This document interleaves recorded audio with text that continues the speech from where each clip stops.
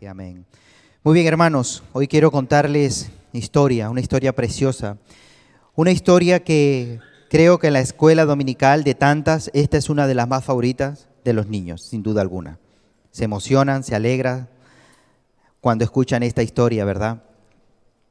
Es una historia que a pesar de que le enseña a los niños, también nos habla a nosotros mensaje extraordinario. Esta historia es un hombre que tiene un llamado a profetizar, a hablar de parte de Dios. Un profeta, ¿qué quiere decir un profeta? Un hombre, un enviado. Esa es la labor del profeta. Él sabe que la comisión, el llamado de Dios en su vida es obedecer a Dios para lo que le mande. Y esos mensajes que muchas veces esos profetas anunciaban y decían no eran mensajes muy bien recibidos. La mayoría de ellos no eran bien recibidos. Incluso cuando el pueblo, los lugares que ese profeta visitaba, los profetas en aquel entonces, se asustaban y se atemorizaban al ver al profeta cuando venía y se acercaba a ellos y les decía: profeta, ¿qué hay? ¿Cómo estás? ¿Qué haces por aquí? En pocas palabras, vienes a traer juicio de parte de Dios a nosotros, ¿verdad? Y se sorprendían. Incluso vemos la vida de Isaí cuando vio que el profeta Samuel nada más y nada menos estaba ahí en su hogar, visitando su casa. ¿Qué hace el profeta aquí en este lugar? Pero lo que no sabía era que el profeta iba a llevar una gran noticia a esa familia, ¿verdad? Iba a anunciar, iba a decir que entre medio de ellos se levantaría el próximo rey de Israel. Pero no siempre fue así. No siempre fue así. Hubieron profetas que anunciaron juicio de parte de Dios y advertencias de parte de Dios, ¿verdad? Y este es uno de ellos. Este es uno de ellos que el Señor escogió. Pero este es un profeta algo diferente. ¿Por qué diferente? Porque tiene un carácter un poco rebelde, la verdad. Porque para decirle a Dios que no va a hacer lo que le está pidiendo, cuidado, Él se atrevió. Este profeta se atrevió a no hacer lo que Dios le pidió. Y creo que ya muchos están dándose cuenta de qué profeta voy a hablar, ¿verdad? Hoy vamos a estar hablando del profeta Jonás. Y quiero que por favor abran su Biblia, profeta Jonás. Jonás, ese nombre significa paloma. Y el Señor le está dando un mandato, una orden a Jonás. En el capítulo 1 podemos nosotros leer y dice así la palabra de Dios. Vino palabra del Señor a Jonás, hijo de Amitai, diciendo: levántate y ve a Nínive, aquella gran ciudad, y pregona contra ella, porque ha subido su maldad delante de mí. Y Jonás se levantó para ir a Nínive corriendo y obedecer a Dios. No. Él recibe la palabra, recibe la orden de Dios. ¿Y qué es lo que hace Jonás? Se levantó para huir de la presencia del Señor a Tarsis. Ahora la pregunta es, ¿alguien puede huir de la presencia de Dios?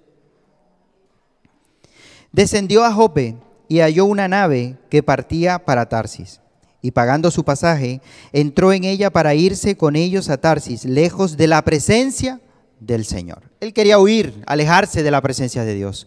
Bueno, una de las cosas que nosotros aprendemos en la historia, ¿verdad?, cuando estudiamos la palabra de Dios, es que se creía muchas veces, ¿verdad?, incluso en el mismo pueblo de Dios, que el mismo Dios habitaba en Jerusalén en su presencia. Cuando decían subiremos y adoraremos y serviremos y haremos cosas, era que se dirigían a Jerusalén. Y cuando se alejaban, como que se estaban alejando, ¿verdad?, del templo, del lugar donde habitaba el Señor.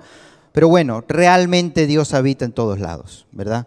Y este hombre pensaba que alejándose, yéndose en dirección contraria, el Señor le dice vete al este, él se estaba yendo al oeste, se estaba alejando de Dios. Y nosotros hoy hacemos una pregunta: ¿puede alguien hoy por hoy alejarse de Dios? Alejarse de la presencia de Dios, decir, yo me voy a un lugar donde no esté Dios. ¿Puede alguien hacer eso? Si hay personas aquí que no han leído el Salmo 139, te animo a que lo leas. El salmista abre su corazón y de una manera preciosa, ¿verdad?, reconoce la omnisciencia, la omnipresencia de Dios. ¿A dónde huiré de tu presencia?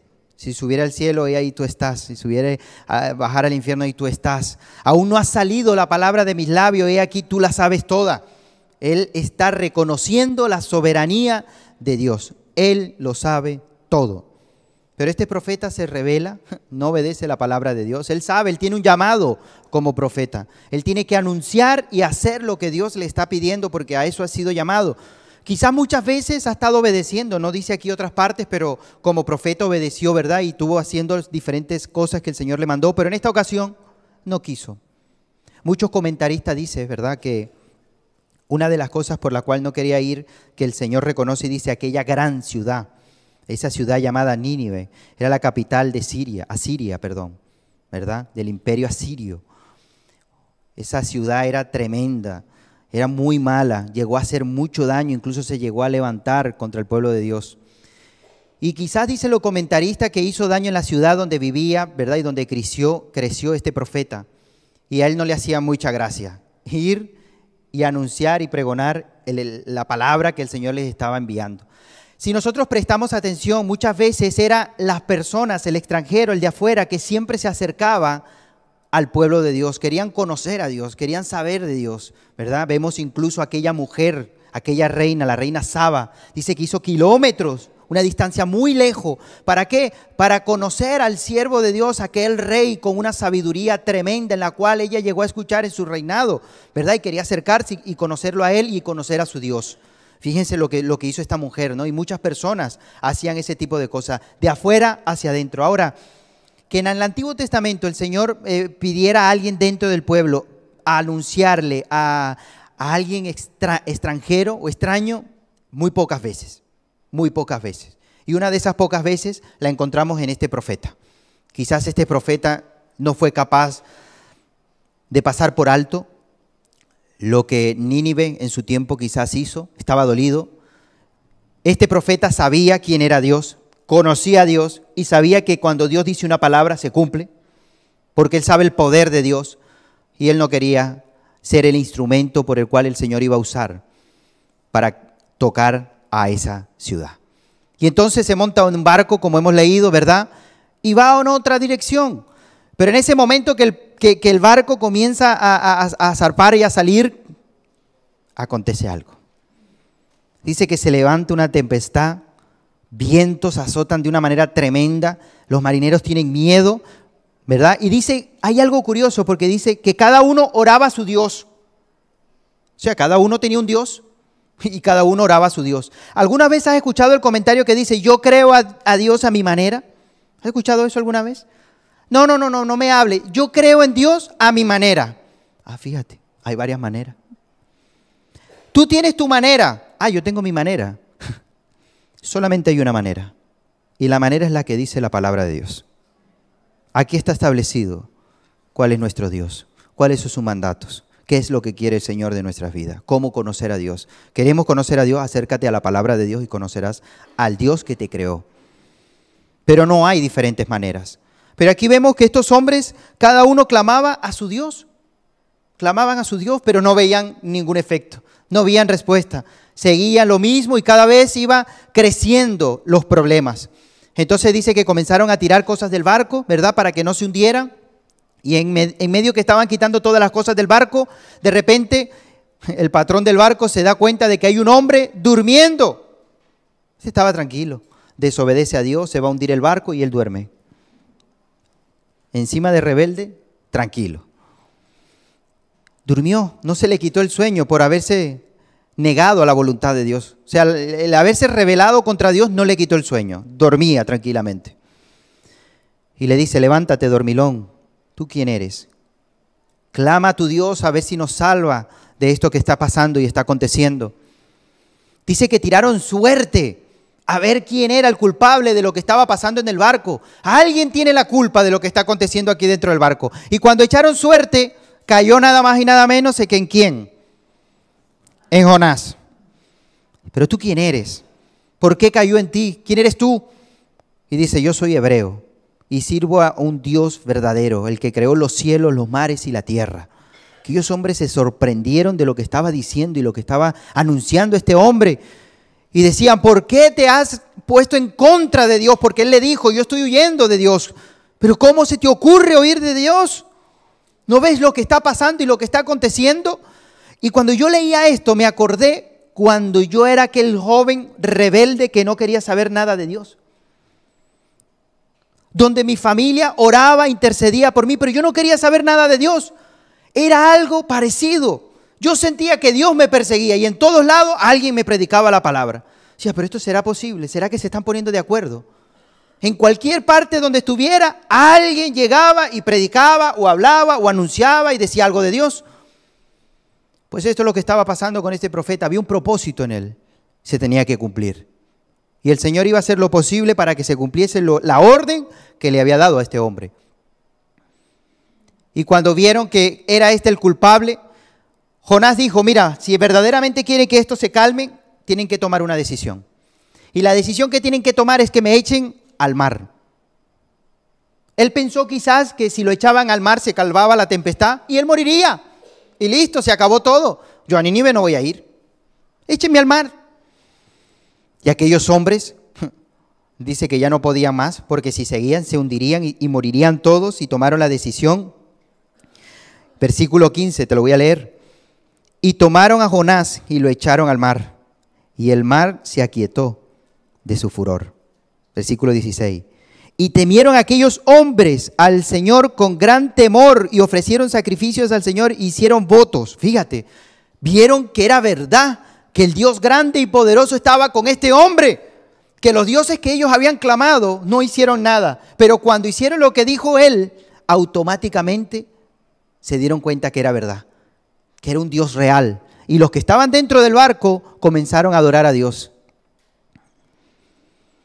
Pero el Señor tenía preparado. ¿Quién tenía preparado? ¿Quién preparó la tempestad? Todo está bajo el control de Dios. ¿Te quieres huir de la presencia de Dios, Jonás? Pues voy a levantar una tempestad. Habrá miedo y vas a tener que, te van a echar del barco. Pero tengo preparado algo para ti, Jonás. Dice, pero el Señor tenía preparado un gran pez que tragándose a Jonás, y estuvo Jonás en el vientre del pez 3 días y 3 noches. Ese será ahora tu habitación por 3 días y 3 noches, dentro del vientre del pez. Ahora esto se cuenta y muchos dicen, no, esto no es real, esto no puede ser. Lo que es imposible para el hombre es posible para Dios. Y si Dios creó los cielos, los mares, los animales y la tierra, Él puede hacer muchas cosas. Y dice que sobrenaturalmente preparó un pez para que no se muriera. Tú no te vas a morir, Jonás. Por mucho que huyas, por mucho que niegues, por mucho que quieras hacer lo que tú quieres hacer, yo te di una orden. Esa orden se va a cumplir, Jonás. Lo que no puede ser es que tú te dejes llevar por la ira, por el enojo o por el enfado. Y no hay cosa más mala para el ser humano que tomar decisiones en medio de un enojo, o en medio de una tristeza, en medio de un enfado. Es mejor estar tranquilo y dejar que pase ese momento, ese sentimiento, esa emoción que estamos teniendo para después poder tomar una decisión. Porque después nos podemos arrepentir de la decisión que podamos haber tomado en medio de ese enfado. Y creo que todos los que estamos aquí muchas veces nos hemos arrepentido de haber tomado o haber dicho palabras en medio de un enfado, porque no somos conscientes de lo que decimos. Y él tomó una decisión en medio de un enfado que tuvo, porque no quiso hacer la voluntad de Dios. Fue orgulloso, se rebeló y pensó que podía huir al mandato y la orden que el Señor le estaba dando. Y en medio del vientre del pez, ¿qué hizo? Dice, clamó. Dice, invoqué en mi angustia al Señor. Ahora que estás en angustia, invocas al Señor. Pero es que no solamente eso pasa con Jonás, sino pasa en nuestras vidas también. En medio de una angustia, en medio de un dolor, en medio de un sufrimiento, es cuando invocamos el nombre del Señor. Y a veces incluso podemos llegar a tener una oración con tal fe como nunca antes. ¿Por qué? Por la circunstancia y la situación en la que estamos viviendo. Y parece que la esencia de fe nace en medio de las circunstancias, donde el hombre se le ha escapado de las manos el control. Y eso muchas veces lo permite el Señor, para que no nos olvidemos que el que tiene el control en nuestras vidas es Él. Y cuando económicamente se nos escapan las cosas, o por la enfermedad se nos escapan las cosas, o por decisiones de otras personas se nos escapan de las manos, ¿verdad? Todo el control que podamos tener, entonces ¿qué hacemos? Invocamos el nombre de Dios. y nos acercamos al Señor. Y Él lo reconoce y dice que invoqué en la angustia al Señor. Y dice, y Él me oyó. Porque esa es la gran bendición que tenemos nosotros, que no estamos invocando a un Dios sordo, sino un Dios que oye y obra y escucha la oración del justo y responde a ella. Ahora vamos a un salto al versículo 7, porque ahí está hablando, es una oración que hace desde el capítulo 2, versículo 1 al 10, es una oración que hace el profeta dentro del vientre del pez. Y el versículo 7, fíjate lo que dice, cuando mi alma desfallecía en mí, me acordé del Señor, y mi oración llegó hasta ti en tu santo templo. Los que siguen vanidades ilusorias, su misericordia abandonan, mas yo con voz de alabanza te ofreceré sacrificio, pagaré lo que prometí. La salvación es del Señor. Y mandó el Señor el pez y vomitó a Jonás en tierra. Después que Jonás se dejó tratar, después que Jonás reconoció la soberanía de Dios, el poder de Dios y que Él tiene el control de todas las cosas, se arrepintió y se humilló, entonces ahí ya el Señor lo mandó para donde tenía que mandarlo. Y a veces el Señor permite circunstancias para que nosotros nos tengamos que humillar en medio de ese carácter orgulloso que tenemos. Porque a veces pensamos que lo sabemos todos. Y a veces pensamos que tenemos el control de todas las cosas y que nadie más sabe más que nosotros. Y tenemos que reconocer que muchas veces tenemos que consultar, la mayoría de las veces, a Dios. De no tomar decisiones sin consultar antes con Dios. De que antes de poder decir alguna palabra, decir, Señor, esto entra en tu voluntad. ¿Tú quieres que yo lo haga? Porque eso es reconocer que Dios tiene el control en nuestras vidas. Y hay un ejemplo hermoso en la Biblia de una persona que no necesitaba consultar con Dios, pero lo hizo. ¿Sabes quién era? Nuestro Señor Jesucristo. Dice que siempre oraba todas las noches a Dios. Y antes de escoger a los discípulos, dice que pasó toda la noche orando para poder escoger a sus discípulos. Si eso lo hizo nuestro Señor Jesucristo, ¿creen ustedes que tú y yo debemos hacerlo? ¿Cuánto más nosotros debemos siempre estar pidiendo y consultándole al Señor que nos guíe en todas las decisiones que podamos hacer? Porque después si tomamos decisiones humanamente, emocionalmente o a nuestra conveniencia, vamos a tener un problema muy grande. Y después nos arrepentimos de las decisiones que hemos tomado. Jonás se da cuenta que ha llegado a aquel lugar donde no quería ir desde un principio. Se ha humillado, reconoce la voluntad de Dios. Y vamos al capítulo 3. Vino palabra del Señor por segunda vez a Jonás diciendo, levántate y ve a Nínive, aquella gran ciudad. Fíjate la expresión que está usando el Señor con respecto a esta ciudad. No dice Nínive, a esta ciudad, sino dice esta gran ciudad, porque era una gran ciudad, una ciudad muy grande en estos tiempos. Dice, y proclama en ella el mensaje que yo te diré.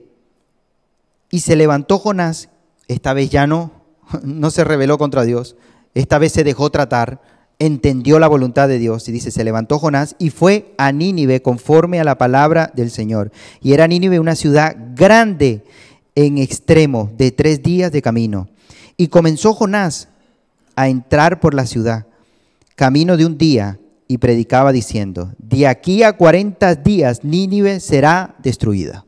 Ya está, esa era la palabra que decía. Iba caminando por la ciudad y el profeta lo único que decía, de aquí a 40 días Nínive será destruida. Un poquito más adelante, de aquí a 40 días Nínive será destruida. Y claro, la gente iba observando. Quizás muchos de ellos sabían quién era ese hombre que estaba anunciando por las calles aquel mensaje. Muchos de los que estaban escuchando a este hombre dirían, esta persona no es cualquier hombre. Este hombre es un siervo de Dios. Este hombre hemos escuchado que Dios lo ha respaldado y que no es cualquier loco que está anunciando cosas aquí en este lugar, sino que esto es muy serio lo que está anunciando y lo que está diciendo. Y entonces en el versículo 5 dice, los hombres de Nínive creyeron a Dios. ¿Qué hicieron? Creyeron. Él iba anunciando y ellos creyeron a Dios lo que estaba diciendo a través de este hombre. Y proclamaron ayuno. Y muchos dirán, ¿ayuno? ¿Eso qué es ayuno? Bueno, yo a veces ayuno porque no me da tiempo de desayunar. Pero yo te pregunto, ¿sabes qué es un ayuno a Dios? qué es hacer un ayuno para Dios? Muchos dicen, sí, la verdad que sí, pero tengo años que no sé qué es eso. Eso es muy importante, el ayuno. Jesús habla del ayuno. Mateo capítulo 6 incluso explica del ayuno.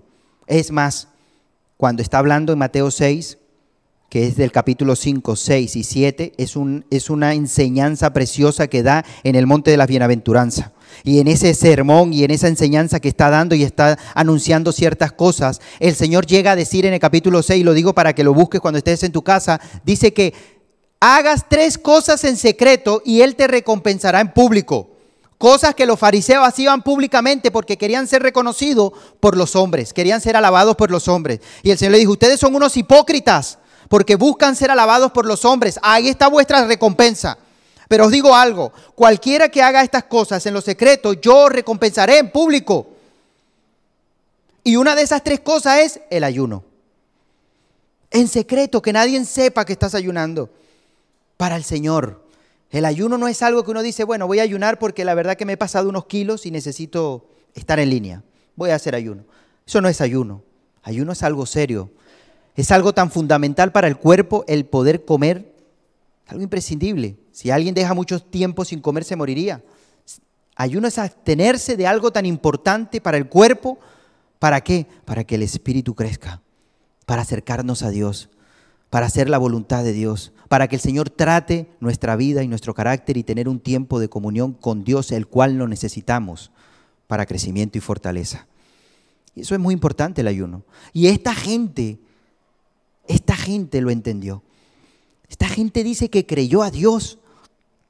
Dice que proclamaron ayuno y se vistieron de cilicio, desde el mayor hasta el menor de ellos. Desde el más anciano hasta el más joven. ¿De qué se vistieron? De cilicio. ¿Y qué es cilicio? Bueno, cilicio es un traje. Es como una forma que se ponían encima, como un saco grueso, incluso era como la piel de una cabra, negra, piel negra de esta, con pelos, que era desagradable totalmente poder llevar ese ropaje en ese momento, ¿no? Y simbolizaba algo, simbolizaba 2 cosas, luto o arrepentimiento de lo que había acontecido. Y hubieron grandes hombres de Dios que se vistieron de cilicio por lo que había acontecido. Mardoqueo fue uno que cuando escuchó el edicto del rey, dice que por las calles se vistió de cilicio e iba caminando, ¿verdad? Dándose cuenta del edicto que había. Y muchos personajes como David también se vistió así. Ellos con ese traje anunciaban, exteriorizaban lo que estaban sintiendo dentro. ¿Y qué estoy sintiendo dentro? Tristeza, me estoy arrepintiendo, estoy mal. Y ellos querían expresarlo con este traje. Entonces creyeron a Dios, tuvieron ayuno, se vistieron de cilicio, incluso hasta los niños pequeños los vistieron de esa manera, ¿verdad? Versículo 6 dice, y llegó la noticia, ¿hasta dónde? Hasta el rey de Nínive. Hasta el rey de Nínive se enteró de la noticia, se levantó de su silla y se despojó de su vestido y se cubrió de cilicio. También el rey se vistió de cilicio.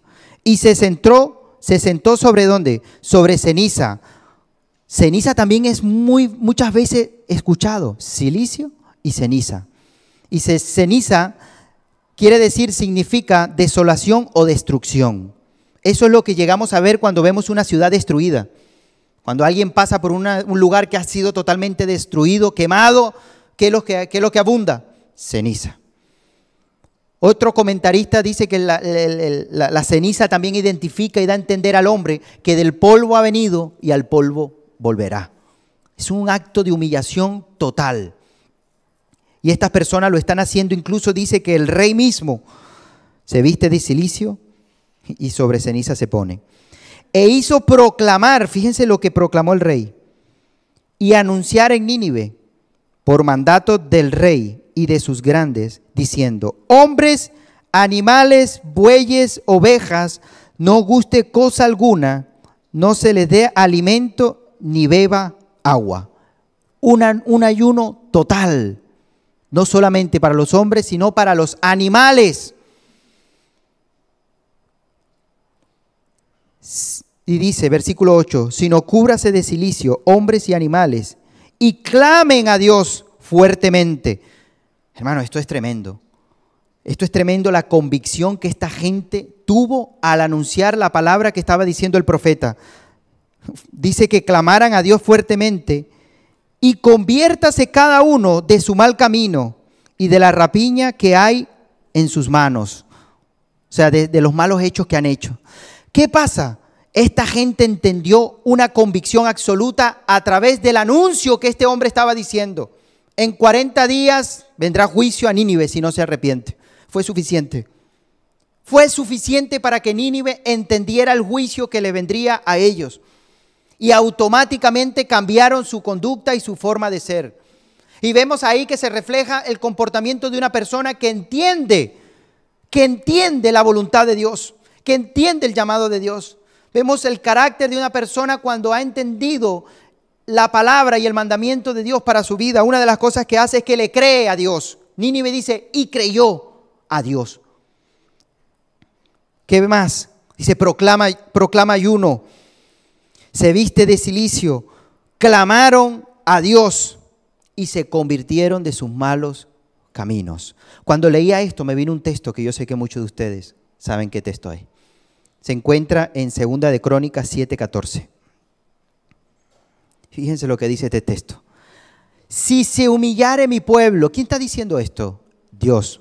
¿A quién se lo está diciendo? A Salomón, era el rey en ese entonces. Y es un pacto, es algo que Dios le está diciendo. Si esto acontece, Salomón, escúchame bien, si esto pasa en mi pueblo, van a venir una bendición muy grande sobre vosotros. ¿Y qué es lo que está diciendo el Señor? Si se humillara mi pueblo, sobre el cual mi nombre es invocado, y oraren y buscaran mi rostro, se convirtieran de sus malos caminos, o sea, se arrepintieran, entonces yo iré desde los cielos y perdonaré sus pecados y sanaré su tierra. No solamente os voy a perdonar de sus pecados, sino que haré algo mucho más, sanaré vuestra tierra. Serán bendecidos, tendrán una tierra fructificante. ¿Pero quién es? El que se humilla. Porque el Señor dice que el que se humilla, Él lo enaltece. Pero el que se enaltece, Él lo humilla.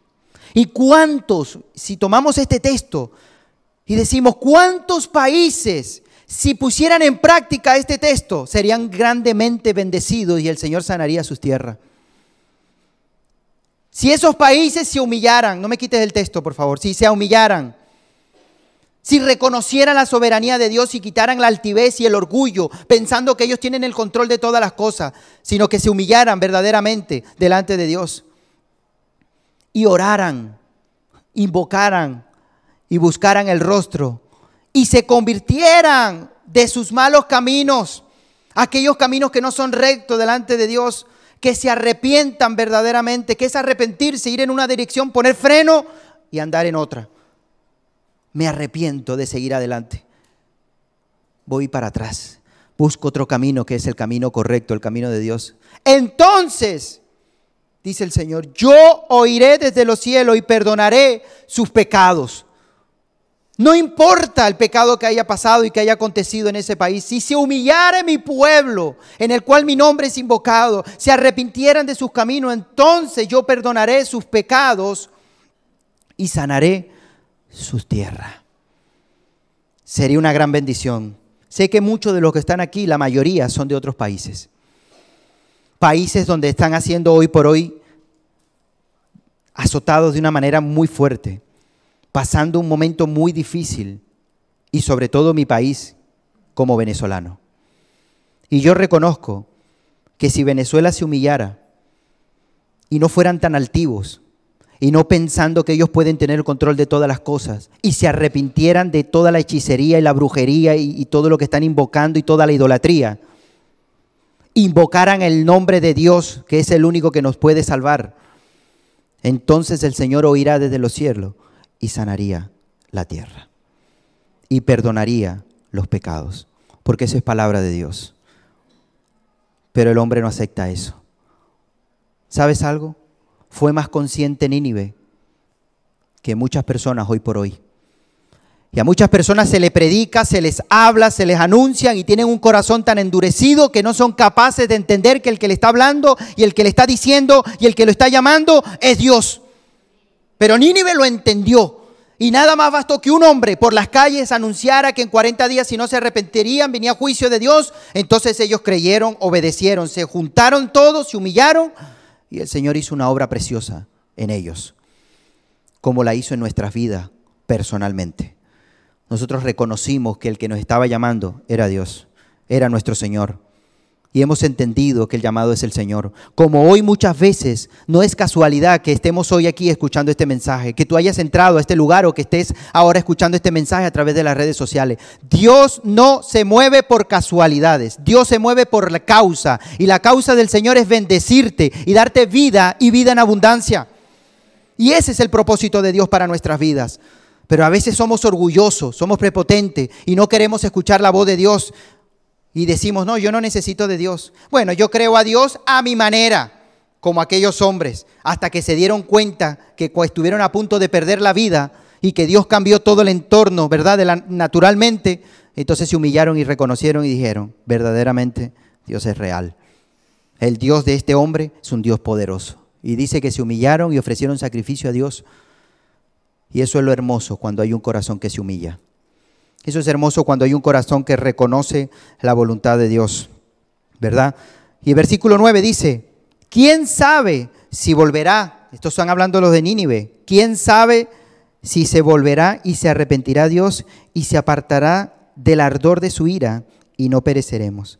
Y vio Dios lo que hicieron, que se convirtieron de su mal camino y se arrepintió del mal que había dicho que les haría. Y no lo hizo. No vino juicio sobre Nínive.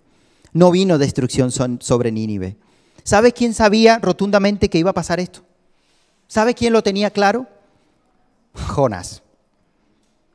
Me hubiese gustado estar nada más para escuchar cómo hablaba Jonás. Quizás Jonás ni alzaba la voz, porque él no quería. Quizás caminaba y decía, veía 3, dice, si se arrepiente en 40 días, si no se arrepiente, Dios va a destruir Nínive. Y seguía, pero eso bastó para que Nínive completa se arrepintiera. Eso fue suficiente. Y Jonás lo sabía, que de una u otra manera la voluntad de Dios se iba a cumplir en ese lugar. Y cuando llegamos al capítulo 4, fíjense lo que dice el capítulo 4. Pero Jonás se apesadumbró, o sea, se disgustó en extremo y se enojó. Fíjense, se enojó. ¿Por qué? Porque la gente se arrepintió. ¿Tú te enojarías si le hablas a alguien y se arrepiente? Dice, ¿para qué se arrepintió este hombre? Yo no quería, le hablé, pero no quería que se arrepintiera. Él se enfadó y oró al Señor y dijo, ahora, oh Señor, ¿no es esto lo que yo decía estando aún en mi tierra? Yo sabía que esto iba a pasar. Lo tenía claro. Yo sé quién es mi Dios. Un Dios poderoso, un Dios grande que cuando dice y da la orden se cumple. Yo lo sé. Sabía que esto iba a pasar. Por eso me apresuré a huir a Tarsis. Porque sabía yo que tú eres Dios clemente y piadoso, tardo en enojarte y en gran misericordia, y que te arrepientes del mal. Ahora pues, oh Señor, te ruego que me quites la vida, porque mejor me es la muerte que la vida. ¿Y esto? Jonás, pero si deberías estar contento. Una gran ciudad, Jonás, se ha humillado, ha pedido perdón por todos los males que han hecho, Jonás. ¿Y por qué tú te pones así? ¿Sabes algo? Ese carácter muchas veces lo tenemos nosotros. No somos capaces de perdonar a aquella persona que nos hizo tanto daño. Incluso no llegamos a orar por ellos. Y muchas veces el Señor ha puesto en tu corazón que ores por esa persona. Esa persona que te hizo tanto daño, esa persona que abusó, esa persona que te hirió, esa persona que te dejó en la calle. Muchas veces el Señor dice, ora por él o por ella. No, yo no voy a orar. Y tenemos la conducta de Jonás. Y nos comportamos como Jonás. Y lo que no nos damos cuenta es que las personas tienen la oportunidad, como tú y yo la tuvimos, de arrepentirnos. Porque si el Señor perdonó mis pecados, ¿quién soy yo para no perdonar a los demás? ¿Cuántos pecados nos ha perdonado Dios a nosotros? Si haríamos una lista, sería incalculable. pero después somos egoístas y pensamos que otras personas no merecen el perdón de Dios. Y caemos en un error tremendo. Y queremos ser como Jonás, ni siquiera llegarle a hablar de Dios a esa persona. Que nadie le predique y nadie le hable. ¿Te imaginas que le hable a esa persona yo de Dios y de repente se arrepienta? No, que no se arrepienta.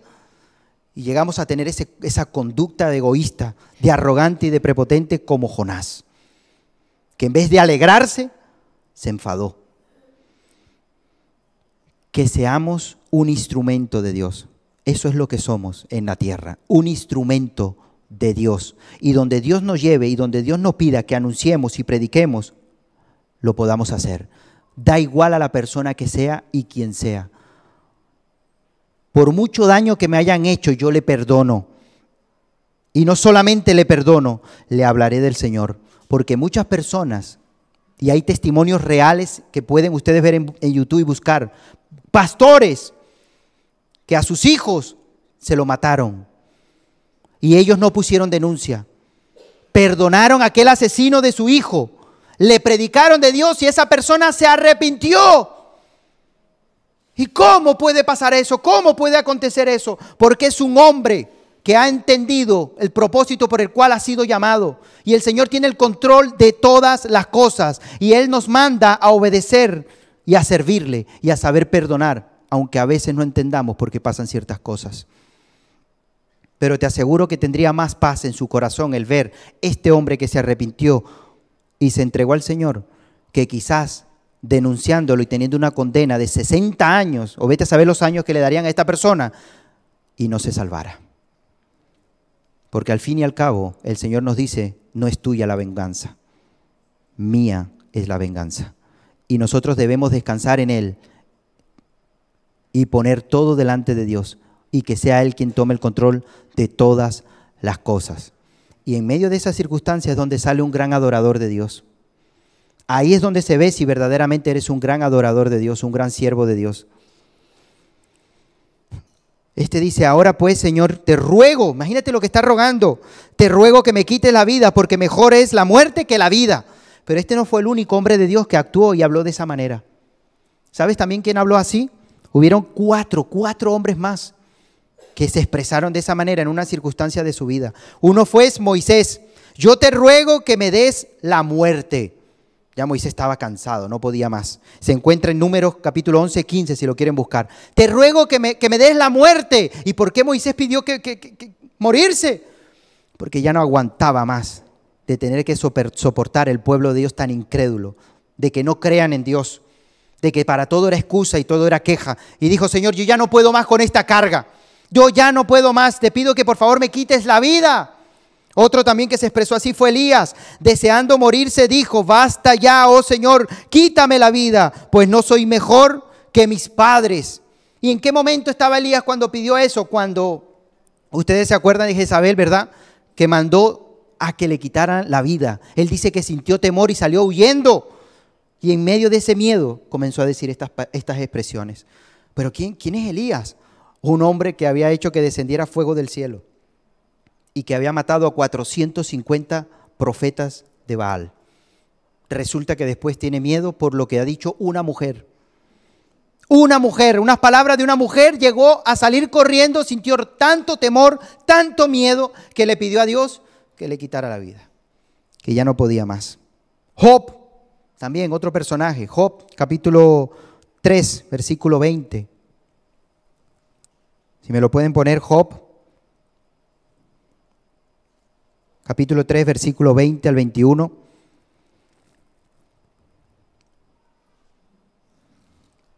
Bueno, vamos a leer Jeremías mientras me lo buscan. Jeremías también se expresó así, dijo, porque Dios no me dejó morir en el seno de mi madre. Jeremías creo que es el que se expresa más fuerte y más contundente con respecto a quitarse la vida.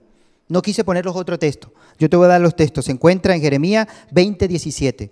Es duro lo que Jeremías se expresa hacia Dios de que le quite la vida. Muy duro, ¿sabes? Y uno dice, ¿y por qué? ¿Sabes por qué? Porque Jeremías profetizó durante tanto tiempo, 40 años si no me equivoco, y nadie se convirtió. Ahora vino Jonás y prácticamente en pocos días se convirtió en una ciudad. Esa es la obra del Señor. Y dice que pidió al Señor que le quitase la vida. Quítame la vida, le dijo el Señor. ¿Me tienen Job? Job capítulo 3. ¿No? Sé qué está pasando arriba.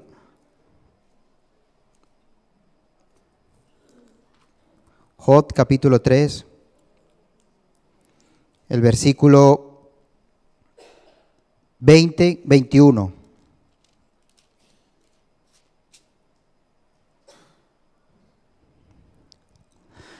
Mira lo que dice Job. ¿Por qué? Dice, ¿por qué se da luz al trabajo y vida a los de ánimo amargado? O sea, ¿por qué permites que siga con vida? ¿Qué espera la muerte? Y ella no llega, aunque la buscan más que tesoros. Él daba y decía, ¿para qué seguir con vida? Y todos sabemos lo que estaba sufriendo Job. Todos sabemos lo que la enfermedad tan fuerte y lo que estaba viviendo Job. Y él decía, ya no quiero seguir con vida. ¿Para qué seguir viviendo? ¿Para qué seguir adelante? Quítame la vida. Y fueron grandes hombres de Dios que pidieron que le quitase la vida. Y Jonás dijo, quítame la vida. ¿Para qué voy a continuar yo viviendo? Si has hecho prácticamente algo que yo no quería que se hiciera. Y dice que creció, levantó como una especie de casita, una enramada, y ahí se posó. Ahí se quedó él. A lo alto quizás de una montaña, se quedó durmiendo ahí. Dice que de repente comenzó a haber un sol fuerte y el Señor levantó una planta. Permitió que una planta creciera, una calabacera. Dice que creció esta planta de un día a otro y le dio sombra. Y él estaba a gusto ahí en la sombrita. Pero así como el Señor permitió que esa calabacera creciera, dice que creció un gusano y se secó la planta. Y entonces volvió otra vez Jonás ¿a qué? Enojarse. Y se enoja Jonás y dice, ¿por qué? ¿Por qué permites que se muera la calabacera? Quítame la vida. Otra vez Jonás, pero seguimos lo mismo. Y le dice el Señor unas palabras tremendas. Dice, Jonás,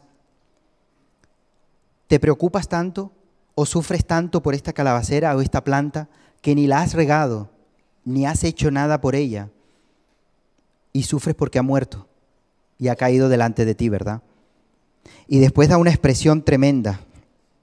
Y dice en el capítulo 4, versículo 11, dice, ¿no tendré yo piedad de Nínive, aquella gran ciudad donde hay más de 120,000 personas que no saben discernir entre su mano derecha y su mano izquierda?